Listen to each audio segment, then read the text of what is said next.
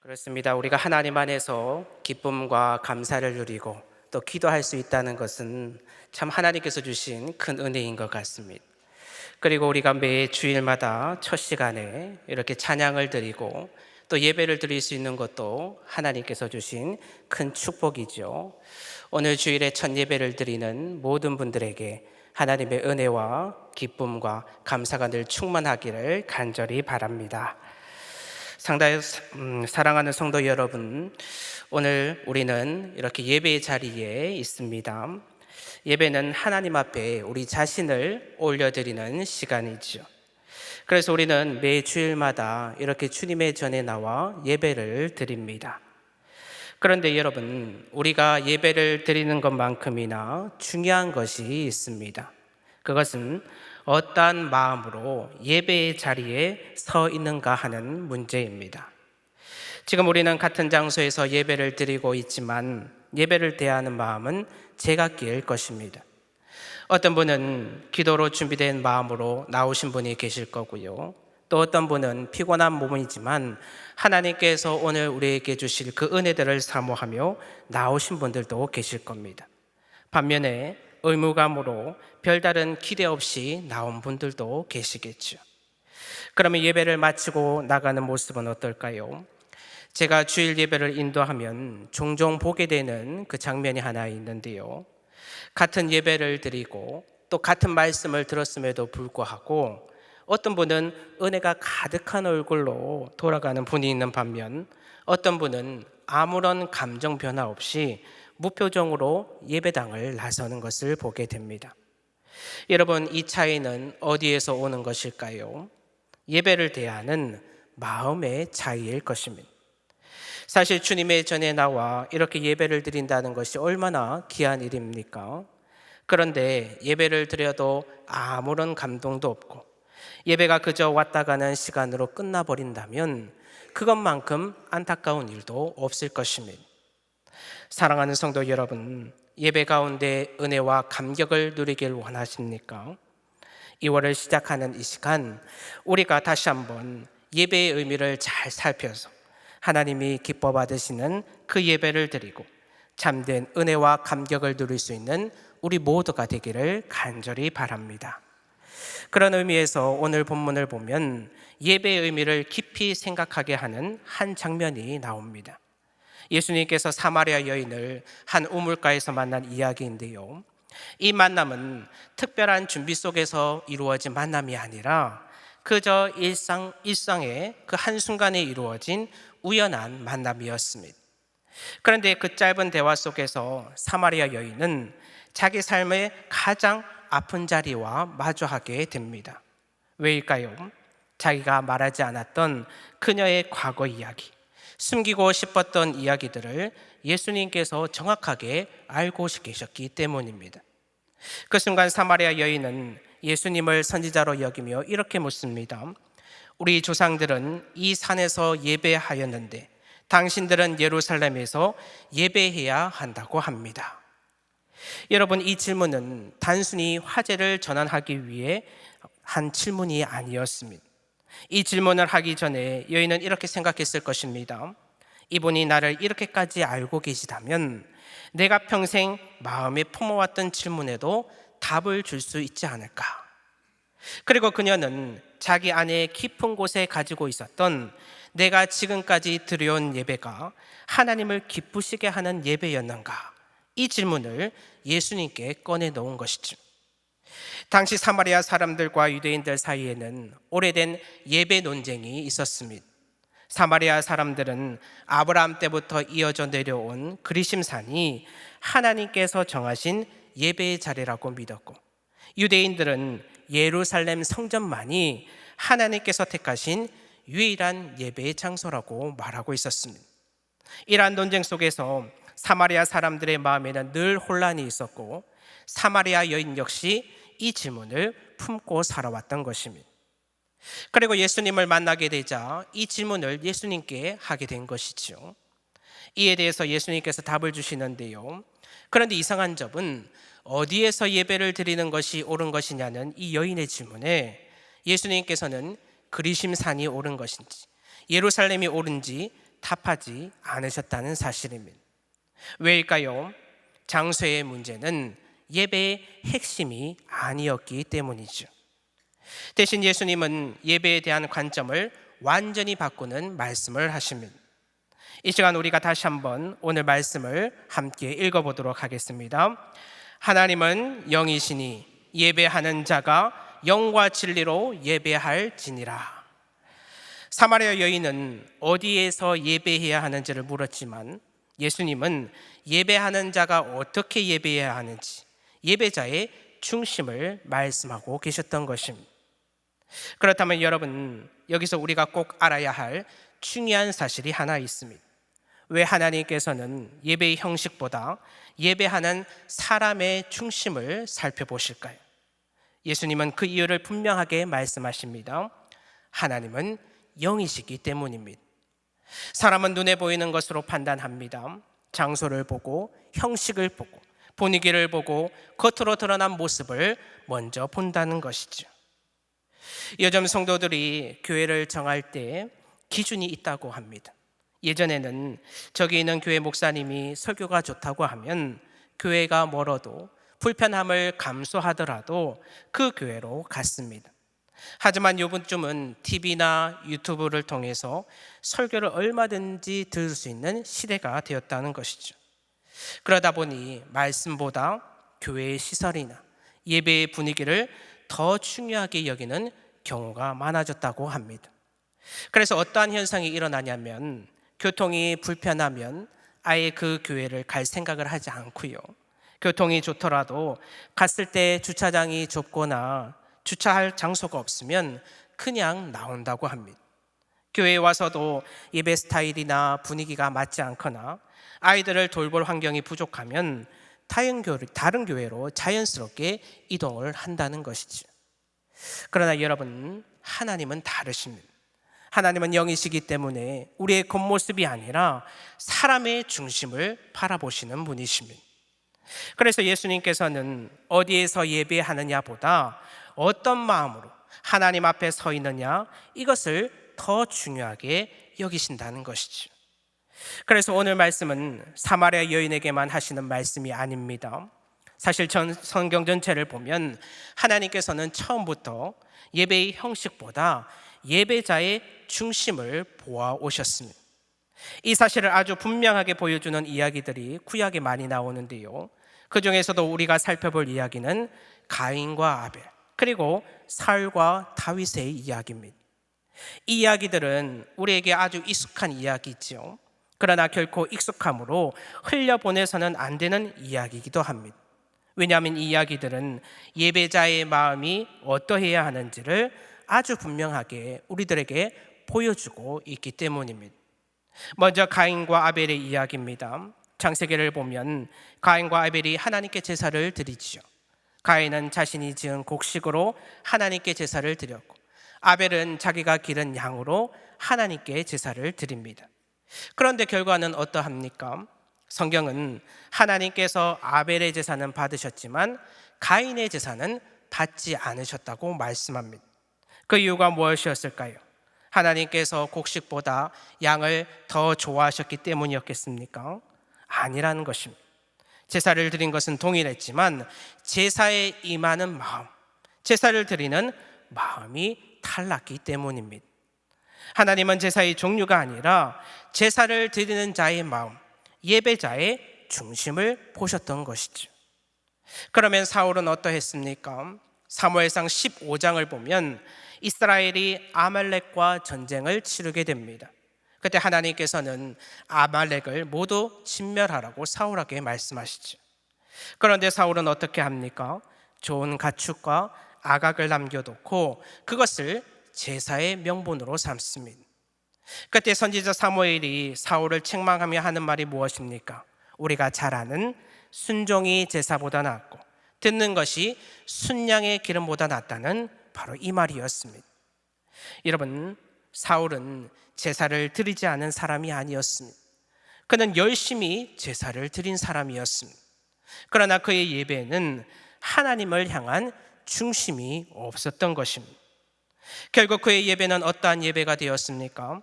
하나님을 위한 예배가 아니라 자신을 합리화하는 예배가 되었던 것입니다. 반면에 다윗은 어떻습니까? 다윗은 어떠한 순간에도 하나님 중심으로 예배를 드렸던 사람, 온 마음으로 하나님께 예배를 드렸던 사람이었습니다. 기쁜 일이 있을 때도, 힘든 일이 있을 때도 그는 한결같은 모습으로 예배의 자리에 섭니다. 이런 그의 마음을 표현하는 것이 그가 지은 시편 말씀들 아니겠습니까? 그의 시편을 보면 그의 마음이 얼마나 하나님께 진심이었는지를 알 수가 있습니다. 결국 그가 드린 예배를 하나님께서는 기쁘게 받아주셨고 그를 하나님의 마음에 합한 자라고 불러주십니다. 사랑하는 성도 여러분, 이 모든 이야기가 우리에게 전하고 있는 메시지는 분명합니다.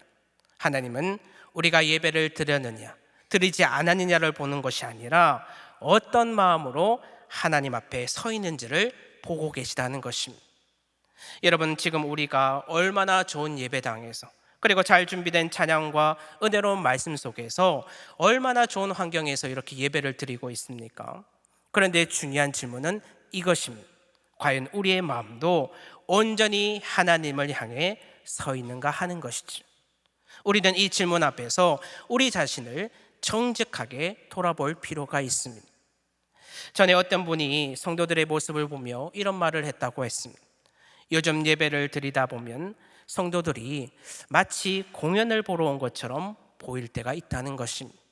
편한 자리에 앉아서 찬양을 감상하고 말씀을 들을 때는 발장을 끼고 말씀이 어떠한지를 평가하고 예배가 끝나면 공연이 끝난 것처럼 조용히 자리를 떠난다는 것이지. 여러분, 과연 이러한 모습이 참다운 예배자의 모습이라고 말할 수 있을까요? 저는 이 말이 우리가 드리고 있는 이 예배를 다시 한번 돌아보게 하는 아주 뼈아픈 말이라고 생각을 합니다.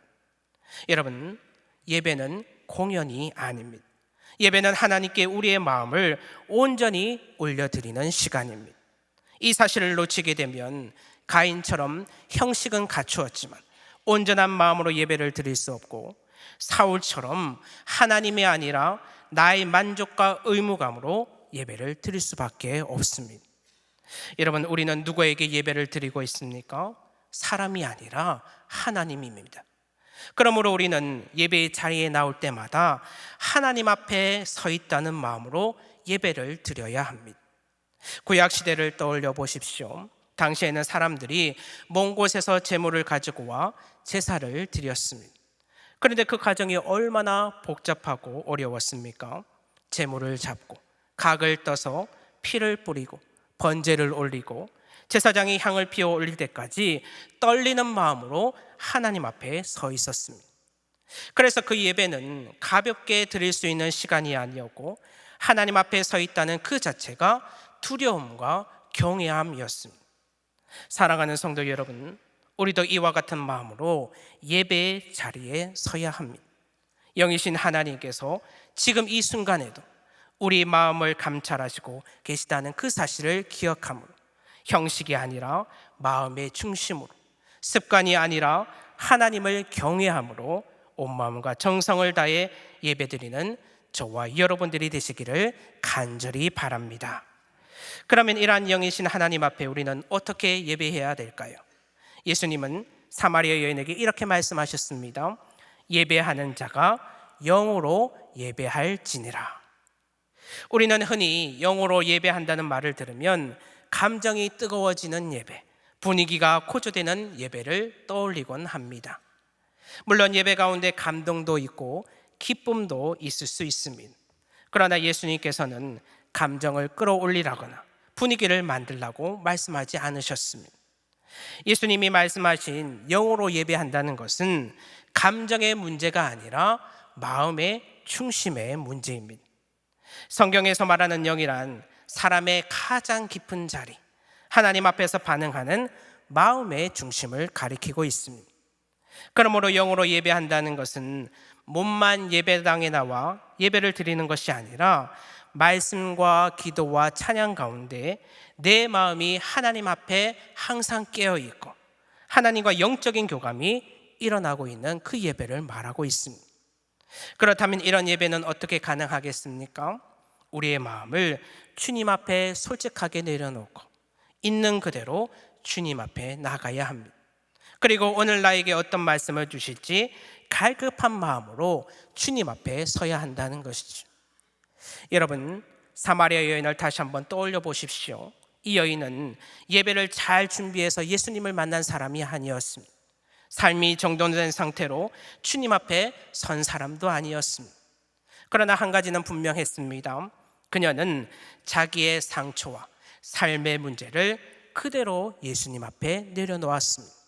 그리고 갈급한 마음으로 이분이 내게 어떤 말씀을 하실까 주님 앞에 서 있었다는 것이죠. 그런데요, 우리가 영으로 예배하는 것을 방해하는 것이 하나 있습니다. 그것은 바로 익숙함이라는 것이죠. 예배가 익숙해지면 몸은 자동으로 움직이지만 마음은 점점 뒤로 물러나게 되어 있습니다. 말씀은 듣고 있지만 생각은 이미 다음 일정으로 가고 있고, 찬양은 부르고 있지만 마음은 다른 곳에 가 있을 때가 있습니다. 그러다 보니 예배에 대한 기대감은 사라지고, 예배를 드렸음에도 정작 예배가 끝나면 오늘 말씀의 제목이 무엇이었는지, 오늘 말씀의 내용이 무엇이었는지 기억나지 않는 일들이 반복되는 것입니다. 바로 이 지점에서 우리는 사마리아 여인의 질문을 다시 한번 떠올려 봐야 합니다. 내가 지금까지 드려온 예배는 정말 하나님께서 기뻐 받으신 예배였을까? 여러분, 익숙함이 점검되지 않은 채 쌓이게 되면 예배는 서서히 본래의 자리를 잃어버릴 수밖에 없습니다. 기다림이 아니라 의무가 되고, 만남이 아니라 일정이 되어 버립니다. 그래서 영으로 예배를 드리기 위해서는 매 예배 때마다 우리의 마음을 돌아보고 스스로에게 이런 질문을 남겨야 합니다. 나는 예배를 사모하는 마음으로 이 자리에 서 있는가? 하나님께서 오늘 내게 어떤 말씀을 하실지 기대하는 마음으로 이 자리에 있는가? 여러분, 이 질문은 우리를 정죄하기 위한 질문이 아니라 예배의 본질로 다시 돌아가기 위한 질문입니다. 우리가 이 질문 앞에서 우리 자신을 정직하게 돌아볼 때 우리는 익숙함에 젖어 있던 예배에서 벗어나 하나님과의 영적인 교감을 회복하는 영적인 예배를 드리게 될 줄 믿습니다. 그리고 예수님은 여기서 한 걸음 더 나아가 또 다른 참된 예배의 기준을 말씀하시죠. 하나님은 영이시니 예배하는 자가 진리로 예배할지니라. 여러분, 진리로 예배한다는 것은 무엇일까요? 진리로 예배한다는 말은 결코 막연한 개념이 아닙니다. 요한복음에서 말하는 진리는 분명한 대상 예수 그리스도를 가리키고 있습니다. 그래서 예수님은 이렇게 말씀하셨죠. 내가 곧 길이요 진리요 생명이다. 그러므로 진리로 예배한다는 것은 내 생각과 내 기준이 아니라 예수 그리스도를 예배의 중심에 두고 서는 것을 의미합니다. 예배의 중심이 분위기가 되거나 나의 감정이나 만족이 되는 것이 아니라 오직 예수 그리스도만이 중심이 되는 예배를 뜻한다는 것이죠.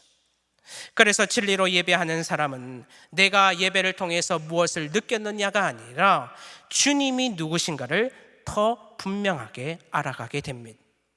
그리고 또한 진리는 바로 진리로 드리는 예배는 하나님의 말씀 안에서 드리는 예배라 말할 수 있습니다. 말씀이 살아있고 그 말씀이 예배의 기준이 되는 예배입니다. 그래서 진리로 예배하는 사람은 예배 가운데 말씀에 늘 귀를 기울이게 되죠. 말씀을 통해서 하나님이 누구신지를 다시 한번 확인하게 되고 그 말씀을 자신의 삶을 비추는 거울로 삼게 되는 것입니다. 그렇기 때문에 감정이 흘릴 때에도 말씀 위에 설 수 있고요, 진리가 그 사람의 삶을 붙들어주는 기준이 되는 것입니다. 그래서 자연스럽게 이런 변화가 일어나게 됩니다. 예배가 끝난 후에 스스로에게 이렇게 묻게 됐죠. 오늘 하나님께서 내 삶의 어떤 부분을 만지셨는가? 이 말씀을 붙들고 이번 한 주를 나는 어떻게 살아가야 하는가? 다시 말해 진리로 예배하는 사람에게 예배는 듣고 끝나는 시간이 아니라 말씀이 삶으로 이어지는, 그리고 시작의 그 말씀의 출발점이 되는 시작이 되는 것입니다. 사마리아 여인을 다시 한번 떠올려 보겠습니다. 이 여인은 처음에 어디서 예배해야 합니까? 라고 물었습니다. 그러나 예수님과의 대화가 점점 깊어질수록 그 질문은 달라지게 됩니다. 그리고 마침내 예수님께서 자신이 그 여인이 기다리던 메시아임을 밝히셨을 때 그 순간 여인의 예배는 질문에서 멈추지 않았습니다. 성경은 그 여인이 물동이를 내려놓고 사람들에게 달려가 자기가 만난 그리스도를 전했다고 말하고 있습니다. 여러분, 이 장면이 무엇을 말해줍니까? 여인의 예배는 우물가에서 끝나지 않았고 그녀의 삶으로 이어졌다는 것이죠. 그렇습니다. 참된 예배는 예배당에서 끝나지 않습니다. 많은 성도들이 주일에 예배만 드리면 신앙생활을 다한 것처럼 생각할 때가 있습니다. 그러나 우리가 영으로 예배함으로 정말 주님과 교통하고 진리 앞에서 우리 자신을 다시 보고 주님의 살아계심을 경험했다면 그 예배는 반드시 우리의 삶 속에서 계속되어야 합니다.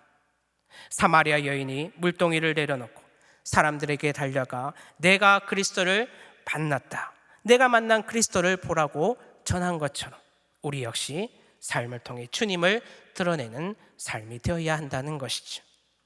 그래서 예배는 우리를 다시 세상 속으로 파송하는 시간이라고 말합니다. 세상으로 나아간다는 것은 예배 가운데 하나님 앞에 드렸던 고백을 말씀대로 살아가기 위해 삶의 자리로 나아간다는 뜻입니다. 그래서 성경은 우리에게 세상 속에서 빛과 소금으로 살아가라고 그리스도의 향기를 전하라고 말하고 있습니다. 사랑하는 성도 여러분, 예배와 삶은 분리될 수가 없습니다. 우리의 삶이 예배의 연장이 될 때에 비로소 영과 진리로 드리는 예배는 완성이 되어가는 것입니다. 저는 오늘 우리가 드린 이 예배가 이 자리에서만 머물지 않기를 바랍니다. 가정에서, 일터에서, 그리고 우리가 있는 일상 속에서 계속 이어지는 예배가 되기를 간절히 바랍니다. 그래서 예배의 자리에서 만난 하나님을 삶의 자리에서 드러낼 수 있는 참된 예배자로 살아갈 수 있는 여러분들이 되기를 간절히 바랍니다. 이와 관련해서 한 분의 이야기를 여러분들께 소개하려고 합니다. 2023년에 방영된 다큐멘터리 어른 김장하라는 작품의 주인공인 김장하 선생입니다. 아마 여기에 그분을 아시는 분들도 계실 텐데요. 이분은 경남 진주에서 평생 한약방을 운영해 오신 분으로 60년 동안 벌어온 그 돈의 대부분을 학생들과 지역사회를 위해 사용하셨습니다. 여러분, 말이 60년이지 그 60년 동안 얼마나 긴 세월이고 얼마나 많은 돈을 벌으셨겠습니까? 그런데 이분이 60년 동안 버는 그 돈을 가지고 형편이 어려워 공부하지 못하는 수백 명의 학생들에게 장학금을 주었고요, 학교를 세워서 나라에 그 학교를 기부하기도 했습니다. 도움이 필요한 곳이라면 조용히 그리고 꾸준히 손을 내밀었습니다. 이런 사실이 알려지자 많은 사람들이 인터뷰를 요청했지만 이분은 내가 뭐 좋은 일을 한 거라고 이렇게 이야기하며 인터뷰를 사양했습니다. 그런데 이분이 남긴 말 가운데 참 마음에 남는 고백이 하나 있습니다. 왜 이런 일을 하시게 되었습니까? 라는 그 질문에 그는 이렇게 대답합니다. 아픈 사람을 고치며 번 돈인데 이 돈을 헛되이 쓰면 안 되겠다는 생각이 들었습니다. 그래서 그대로 이 돈을 사회에 돌려주기로 결심한 것입니다. 여러분, 이런 선한 영향을 줄 수 있는 사람, 아름다운 향기를 남길 수 있는 사람이 우리가 되면 얼마나 좋겠습니까? 그리고 그 모습을 하나님께서 얼마나 기뻐하시겠습니까? 우리는 매주 예배를 드리며 하나님의 은혜를 거저받는 사람들입니다. 그렇다면 그 은혜를 사마리아 여인처럼 우리도 삶의 자리에서 흘려보내야 하지 않겠습니까? 우리가 예배자라면 세상 속에서 그리스도의 향기를 전하는 삶은 특별한 사명이 아니라 우리가 마땅히 감당해야 할 너무나 당연한 부르심입니다. 이러한 영향력을 남기는 예배자, 이런 향기를 남기는 그리스도인이 저와 여러분이 되기를 간절히 소망합니다. 이제 말씀을 맺습니다. 사랑하는 성도 여러분, 예수님은 오늘 우리에게 분명하게 말씀하십니다.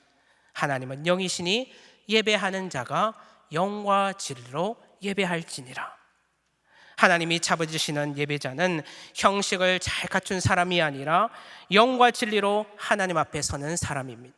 마음을 하나님께 온전히 드림으로 영으로 예배하고 주님과 말씀을 붙들며 진리로 예배하는 사람, 그리고 예배의 자리에서 받은 말씀을 삶 가운데서도 붙들고 살아가는 사람, 이런 예배자가 하나님이 찾으시는 참된 예배자의 모습입니다. 여러분, 초대교회 성도들을 한번 떠올려 보십시오. 그들에게는 화려한 예배당도 없었고 정리된 순서나 완성된 형식도 없었습니다. 그러나 그들의 예배는 살아 있었습니다. 왜 그렇습니까? 바로 그들은 온 마음을 다해 하나님을 향해 예배를 드렸기 때문입니다.